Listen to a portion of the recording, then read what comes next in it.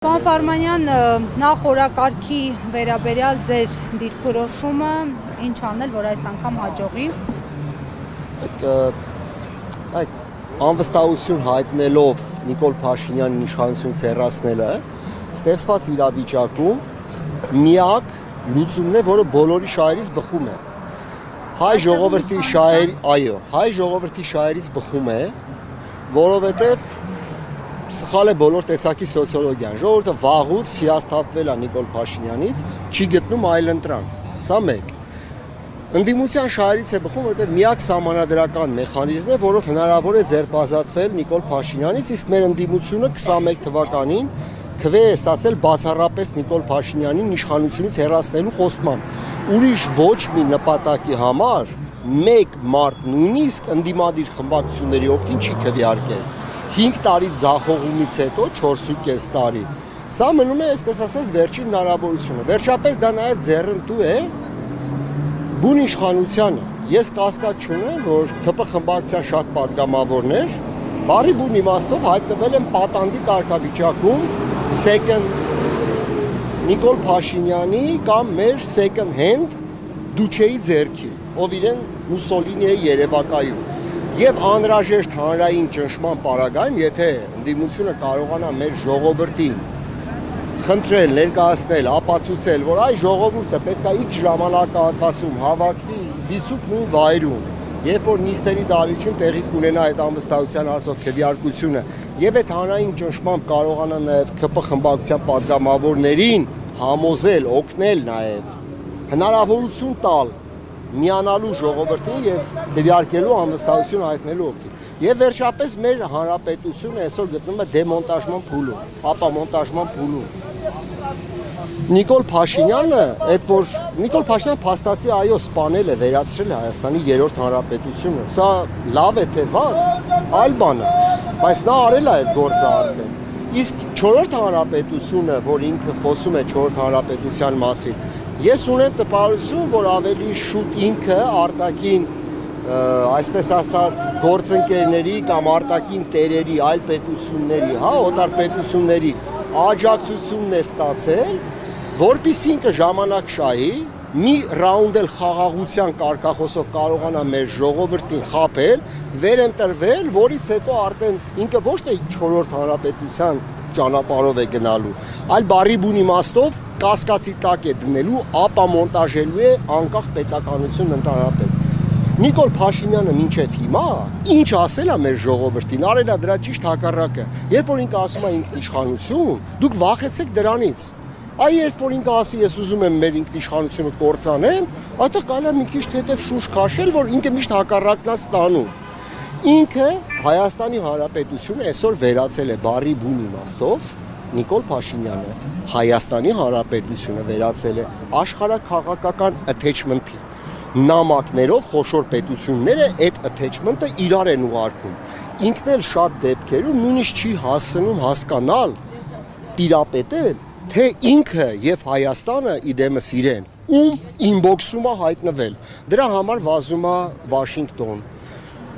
փորձում է բավարարել Վաշինգտոնին, վազում է Անկարա, փորձում է բավարարել Էրդողանին, վազում է Բրյուսել, փորձում է բավարարել Ֆրանսիային, Եվրամիությանը, վազում է Կրեմլ, փորձում է բավարարել նրան, որպեսզի գտնի ի վերջո թե ում ինբոքսում է հայտնվել ինքը։ Սա շատ ցավալի իրողություն է։ Իմպիչմենտը սահմանադրական ճշգրիտ անցնցում մեխանիզմ է ստեղծված իրավիճակում։ Իմիջիալոց շատ կարևոր է։ Դա ոչ թե պատիժ է Նիկոլ Փաշինյանին արդեն կատարած սխալների, բացթողումների ու հանցանքների համար, այլ դա կանխարգելիչ քայլ է թույլ չտալու ապագային աղետները, որոնք անխուսափելիորեն լինելու են, եթե Նիկոլ Փաշինյանը շարունակում է մնալ իշխանության ղեկին։ Վերջին միտքը 26 թվականի ընտրությունների գնալով ես ունեմ տպավորություն, որ մեր քաղաքական ընդդիմությունը հանուն ճշմարտության պատրաստ չի այդ ընտրություններին։ Եվ այդտեղ մեղավորությունը ժողովրդին է չի, ժողովուրդը այլընտրանք է ուզում։ Քաղաքական ընդդիմությունը դեռ այս պահի չի առաջարկել այդ այլընտրանքը։ Ոչ թիմերի տեսքով, ոչ գաղափարների տեսլականի տեսքով։ Սա է պետք լուծել։ Պարոն Ֆարմանյան, նայեք, Անվիճելի է, բայց փաստը, որ այս 7 տարիների ընթացքում տեսանք, որ Փաշինյանն ունի աջակցություն կոնկրետ դերակատարների կողմից։ Այս աջակցության պայմաններում Ինչ դերակատարներ։ տարբեր դերակատարներ, արևմուտք, նույնիսկ Բայց դա ինչ մի բարդ բան է։ Դե հիմա ուզում եմ հասկանալ, այս պայմաններում ընդդիմությունն ի վիճակի է ինչ որ բան փոխել, երբ կա կոնսենսուս Փաշինյանի անձի եւ իշխանության շուրջ։ Շատ ճիշտ, շատ լավ հարց է։ Նայեք, այն ինչ որ արել է Նիկոլ Փաշինյանը, դա բացարձակ բարդ չի անել։ Դա մոտավորապես նման է հետևյալին. այս շենքը սեփականության իրավունքով պատկանում է դիցուք հայ ժողովրդին։ Դուք նշանակված եք այս շենքի պարետ։ Այս շենքի վրա աչք ունեն տասնյակ հարևաններ։ Ինքը գնում է հերթով այդ հարևանների մոտ, ասում է այս շենքից դուք ինչ եք ուզում։ Մեկը ասում է այն իրեք սենյակը տվեք ինձ, ասում է արի վերցրա։ Այն մյուսն ասում է այն պատուհանը դուրս գալիս է, տվեք ինձ, ասում է խնդրեմ վերցրա։ Այսինքն սա կներեք ոչ թե խելամտության մասին է խոսում, սա ուղղակի խոսում է սեփական շահեր չունենալու եւ սեփական շահերի հաշվին արտաքին բոլոր խաղացողներին բավարարելու կանխամտածված աղետալի քաղաքականության մասին, որի հաջորդ կանգառը լինելու է Հայաստանի Հանրապետությունը գոյությունը կասկածի տակ դնելը։ Իսկ ինչ վերաբերում է ժողովրդին, մեր ժողովուրդը ես ունեմ իմ անխախտ կարծիքը։ Շատ վաղուց հասկացել եմ մի պարզ ճշմարտություն։ Քաղաքական բարդ բառերով ինչքան էլ փաթեթավոր ենք, բացատրենք, ժողովուրդը ֆիքսել է հետևյալը, 18 թվին ես հոգնել էի, զզվել էի, մեր կյանքում օբյեկտիվորեն արկա 1000 խնդիրներից ու դեմքերից,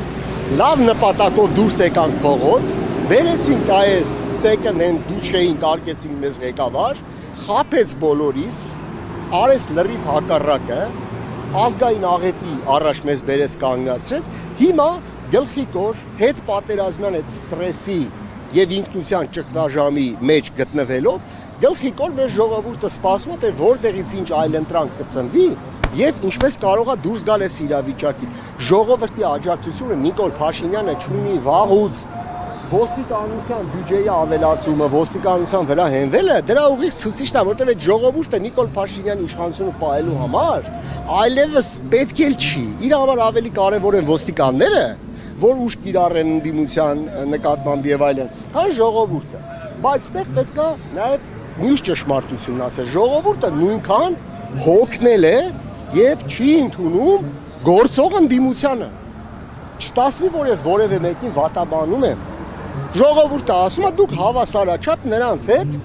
խնդրեմ եք, որովհետև չենք կարում ձեր, չենք ուզում, չենք կարում ձեր շուրջը համախմբենք։ Հիմա այն մարդ իրա բերանով էլ ասել է երրորդ հանրապետությունը ես սպանել եմ։ Ստեղծում եմ 4-րդ հանրապետություն։ Ես որպես քաղաքացի մտածում եմ հետևյալը։ Ասում եմ ընկեր, նայ, Հայաստանի Հանրապետությունը երրորդ 3 նախագահ է ունեցել։ Ինքը ձեռնոց է նետել անձամբ այդ 3 նախագահներին, քաղաքական ժառանգությանը եւ այլն եւ այլն։ Իմ սուբյեկտիվ գնահատմամբ երրորդ հանրապետությունն է իրոք արդեն սպանել է։ Հիմա թող 3 նախագահները նախքին միջին մարդ ինչ է մտածում, ասում ախպեր, կամ համախմբեք լուծեք այդ հարցը, կամ 3-ով միասին քաշվեք մի կողմ։ Եվ սրա մեջ կա ժողովրդական են իմաստությունը։ Ձեզ դուր կգա, ինձ դուր կգա, ձեր աշկով դա արդար է, մյուսի աշկով անարդար է, սա է իրականությունը։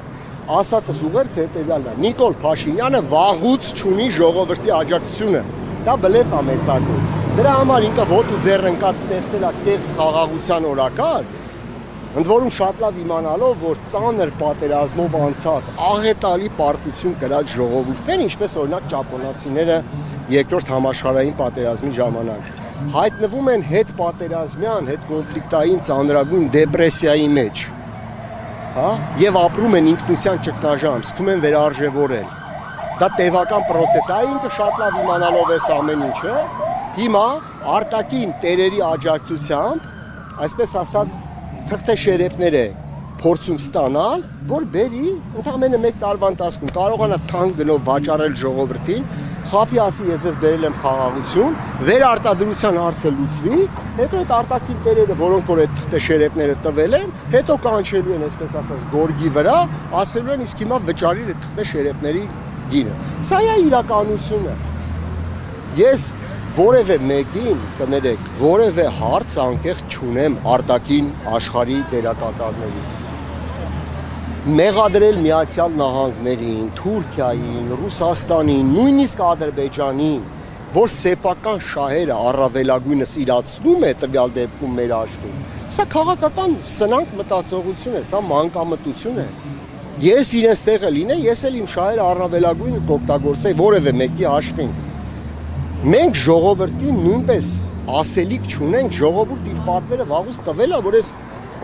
second hand դուչեից պետքա ձերբազատվել, որ գալիս է իր կոմֆորտ զոնա ազգային ժողով, մտնում է այդ դալիճ, օպոզիցիայի խուլ ու համր պահվածքի ներքո իրան բանը ներկայացնում է որպես Մուսոլինի, մատնաթափ տալիս SN-ն, գնում է արտաքին աշխարհում, կներեք ամենավերջին լեզու բերան չունեցողի նման զիջում է Հայաստանի բոլոր շահերը։ Մենք սպասելիք, ասելիք ունենք, մենակ մի սուբյեկտի, դա քաղաքական ընդդիմությունն է, որը այս ժողովրդին խոստացել է 21 թվականին հələ, քանի տարի եղավ, 4.5 տարի առաջ, հեռացնել Նիկոլ Փաշինյանին, այսօրվա դրությամբ ձախողել է, հիմա հայտարարվեց, որ միանալու են, դա ես համարում եմ դրական քայլ, բայց ոչ բավարար, որպես քաղաքացի, ով պայքարել է այս իշխանության դեմ, 100,000-ավոր մեր մյուս քաղաքացիների նման, ես սպասելիք ունեմ, որ այդ հարցը լուծվի։ Ցանկալի է լուծվի սահմանադրա իրավական եղանակով, որ այս երկիրը լրացուցիչ ցնցումների մեջ չհայտնվի։ Իսկ ես կասկած չունեմ, որ Նիկոլ Փաշինյանը սեփական աթոռը պահելու համար պատրաստ է ցանկացած գին վճարելու։ Այդ թվում նաև այս պետության ճակատագիրը։ Կոնֆորմայա մեկ վերջին հարց, այսպես փոքր դիտարկում է կատարել Պետրոս Ղազարյանը անդրադառնալով այսօրվա լսումներին, նա մասնավորապես նշել է, պետք է ԿՊ-ին կարճ այսօրվա լսումների մասին իր տպավորությունով է կիսվել, պետք է ԿՊ-ին հեռացնենք, որ մի քանի ամսից հանրապետականներն ու Քոչարյանեն ազատ արդար ու թափանցիկ ընտրություններ անցկացնեն։ Ում համար է այս քարոզխոսությունը։ Պետրոս Ղազարյանի գրածին ես կարող եմ շատ սուր արձագանքել, բայց դա ես չեմ անի, որովհետև տարիների համատեղ աշխատանքի փորձ կա եւ կարող եմ ուղղակի ձեզ հավաստիացնել, որ անհրաժեշտության դեպքում Պետրոս Ղազարյանը կգրի նաև հակառակը, դա մեկ։ Երկրորդ, բայց Պետրոս Ղազարյանի ասացի մեջ կա մի ռացիոնալ ճշմարտության հատիկ, մենք պետք է խոսենք դրա մասին, որը իր հերթին հանրային սնուցում ունի։ Մեր հանրությունը իր պահվածքով 20 թվականի հատկապես պատերազմից հետո մինչև որը ցույց է տվել մի բան, ինքը ատում է Նիկոլ Փաշինյանին, ինքը ուզում է ձերբազատվի, բայց իդեմս նախկին իշխանությունների չի տեսնում այլընտրանք։ Սա Պետրոս Ղազարյանը պետք է ասի, որ մենք հասկանանք, դրա փոխարեն ես ոչ թե կներեք զայրանում եմ այդպիսի գրառումների վրա, այլ ես մտածում եմ քաղաքական ընդդիմությունը ինչի պետք է այդքան անխոհեմ լինի, որ այս տրիվիալ ճշմարտությունները հաշվի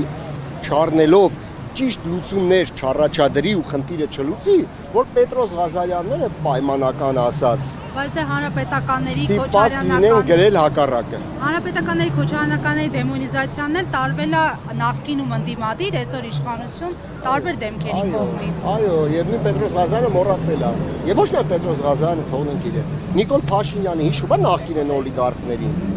Այդ կա ռիսկ անում է ազգային ժողովի ամբիոնից մի նախկին օլիգարխի մականունով դիմի։ Հայտնի օլիգարխներին ձեզ եմ արցնում։ Նկարները պարլամենտի ամբիոնից թափ էր տալիս։ Դուք լրագրող եք, ես շփման հնարավորություն չունեմ բարեբախտաբար, որ տեսնեք իրեն մի անգամ էլ հարցրեք։ Հայտնի օլիգարխներին ասա մականունները ոնց այդ կա ռիսկ ունես հիմա ասես։ Իհարկե ոչ, որովհետև ինքը ինչ արեց, ինքը մոտավորապես եղած բոլոր արատներս ամենք պետք է ընդունենք։ Դա եւ այդ քրյա օլիգարխիկ բարքերի բարձեց կարողացավ ժողովրդի հույզերը ճիշտ փաթեթավորել, խաբել, վերցնել իշխանությունը, հետո ասես դե ժողովուրդը ոչի տեսնում, այդ օլիգարխներին ասում են դռնով կգաք կմտնեք, այնտեղ Աննայի հիմնադրամին վճարումները կանեք կգնաք, բայց ես կգնամ պարլամենտի ամբիոնից կխոսեմ այ հիները, թալանչիները եւ այլն։ Դա քաղաքական ընդդիմության խնդիրն է, որ պարլամենտի ամբիոնից, որ ոչ թե գնան ծեծ ուտեն եւ լվաստացնեն ինձ որպես ընդդիմության աջակից, որպես ընդդիմադիր հայացներով քաղաքացի։ Այս բոլոր հարցերը իր դիմաց դնեն եւ ոչ միայն այդ հարցերը։ Մի հատ բանի վրա ձեր ուշադրությունը հրավիրեմ։ Բանկային ոլորտում դուք հետևում եք ինչա կատարում։ Բանկային ոլորտը Նիկոլ Փաշինյանի իշխանության օրոք հայտնվել է իր մոր արգանդում, բարի բուն իմաստով։ Գերշահույթներ միլիարդավոր։ Այսինքն մեր ժողովուրդը ընդդիմությունը կարողացել է այն խեղճ ու կրակ մեր ժողովրդին, որի ուսերին նստած Նիկոլ Փաշինյանը եկել է իշխանության, հիմա էլ այդ իր դատարկ մուրճը հանում, պտտում է, օդում ասում է, այս ինչ է, պողպատե մուրճը, մանգաղը եւ այլն, այդ նույն ժողովրդի հույզերի հետ է խաղում, առանց ասելու, որ նայեք, ես եկել եմ իշխանության, բանկային համակարգի գերշահույթները 10-ը պատկվել են, իսկ բանկային շահույթի գերշահույթը ո՞րն է համակարգի մեր ժողովրդի համար։ Այն մարդիկ են, ովքեր շատ հարուստ են, փող ունեն, տանում դնում են բանկում որպես ավանդ, դուք գնում եք այդ բանկի ավանդներից վերցնում եք վարկեր, 10 քանի տոկոսով ճռռում եք մինչև 20% դեր ասած, տոկոս եք վճարում վարկերին, բոլորը ճռռում են վարկերի տակ, այդ ավանդատուները, որ Նիկոլ Փաշինյանի ասած երեկվա այդ քրյա օլիգարխներն էին, որոնց մականունները վախենում է տա, ինքն էլ իր խմբակցության ներկայացուցիչներն են։ Տոկոսների տակակցի ամբողջ ժողովուրդը ճռռում է, վճարում է, մարդիկ այդ նույն իրաք սիրած քրյա օլիգարխները, սիգարները, բերանները նստած, ավանդից խոշոր տոկոսները ստանում են եւ այս հələ մի կողմ այդ ճամփին ինքը գնում է այդ նույն տոկոսի տակ ճռռացող ժողովրդին խապում ասում է ես եկել եմ որ հարուստներից ձեր թալանածը վերցնեմ բաժանեմ ժողովրդին։ Մեր քաղաքական ընդդիմությունը, բա չի ելնում օրինակ ասի, այնգեր մի րոպեին է, այս պետությունը սոցիալական պետություն է, օրինակ, մինչև $10,000 վարկային պարտավորություն ունեցող ընտանիքների թիվը այս երկրում, արդեն 100,000-ին է մոտենում, այսինքն ամեն ընտանիք մինիմում 2 վարկի տակ ճռռում է։ Եթե բանկային ոլորտը մեկ տարվա ընթացքում ստանում է այնպիսի գերշահույթ, 6 ամսվա իրանց շահույթը, պատկերացրեք, բանկերն է, խոսքը մենակ շահույթի մասին է։ 6 ամսվա շահույթը ժողովրդի սիրելի Նիկոլ Փաշինյանը, եթե 6 ամսվա շահույթը, այս շատ կարևոր բան է, ուղղակի օրենքի ուժով այստեղ վերցնի ու ասի, մինչև $10,000 վարկ ունեցող քաղաքացիների վարկային պարտավորությունները, բանկերի գերշահույթների հաշվին ընդամենը 6 ամսվա զրոյացնում են, կանի տես բան։ Չի անի, ինչի չի անի, որովհետև ինքը շատ լավ գիտի, որ ինքը այդ նույն խեղճ ու կրակ ժողովրդի ուսերին, որ նստե եկել է իշխանության, ինքը իրականում այդ ժողովրդի շահերը չի սպասարկում։ Նրանք իր բառերով ասած տուգանքի մատերիալ են։ Ինքը շատ է լավ սպասարկում է խոշոր սեփականատերերի շահերը, մի տարբերությամբ, որ զուգահեռը չակուճը վերցնում է գնում է սովորական ժողովրդին կարում է դեռ թակուբիր այսպես ասած համոզել, որ ես ձեր կողմից եմ։ Բայց մի քանի ակցիաներ արվեցին, սառեցվեցին եւ այլն։ Ինչն է սառեցվել։ Որ անհուսալի վարկերը, մի քանի ծրագրեր։ Անհուսալի վարկերի մասին չի խոսքը, ցավը տարեմ, մի հատ ուշադրություն։ Մենք բոլորս միասին ստեղծել ենք Հայաստանի Հանրապետությունը։ Այդ պետության սահմանադրության մեջ գրած է, որ Հայաստանի Հանրապետությունը սոցիալական պետություն է։ Սա ունի բովանդակություն, ինչ է նշանակում սոցիալական պետություն։ Այդ բոլորիս պետությունն է։ Հիմա այդ պետության մեջ բանկային ոլորտը 6 ամսվա ընթացքում ունենում է գերշահույթ։ Անունը մի տողով դնում ենք բանկային ոլորտ, Նիկոլ Փաշինյանը այդքան դուխել չունի, դե թող գա կանգնի ասի Հայաստանի բանկերի սեփականատերերը ովքեր են։ Այսինքն այդ փողերը ում է գնում։ 6 ամսվա շահույթ ընկեր, ժողովրդի մասին ես մտածում, 6 ամսվա շահույթը օրենք ես ընդունում պարլամենտում, ես հավատում եմ իմ ասածին։ Բանկերը սիրահոժար, իրանց 6 ամսվա շահույթից օրենքի ուժով կհրաժարվեն 100,000-ավոր մեր քաղաքացիներ, որոնք ճռռում են վարկերի տակ, կալենդարին նայում են, չեն ուզում տենան, որ ամսի 1-ն է եկել, որտեղ վարկերը վճարելու օրն է։ Զրոյացնես այդ 100,000-ավոր ընտանիքներին 10 շանս տնտեսական երկրորդ կյանք սկսելու։ Սխալ եմ ասում։ Մեր քաղաքական ընդդիմությունը, օրինակ, տրիվիալ բան եմ ասում, ինչ ես հարցի չի բերում դեմը դնի։ Սա դու ես ժողովրդի մասին խոսում։ Իսկ թե ինչի չեն անում դուք մտածել։ Ասում են ավելի մեծ անվտանգային խնդիրներ կան, սոցիալական հարցերին չեն կարող։ Այդ անվտանգային խնդիրները իհարկե կան, բայց այդ անվտանգային խնդիրները լուծելու համար պետք է հեռացնել Նիկոլ Փաշինյանին։ Ես եմ իրաց փոխարեն ձախողել 5 տարի։ Ես եմ ձախողել։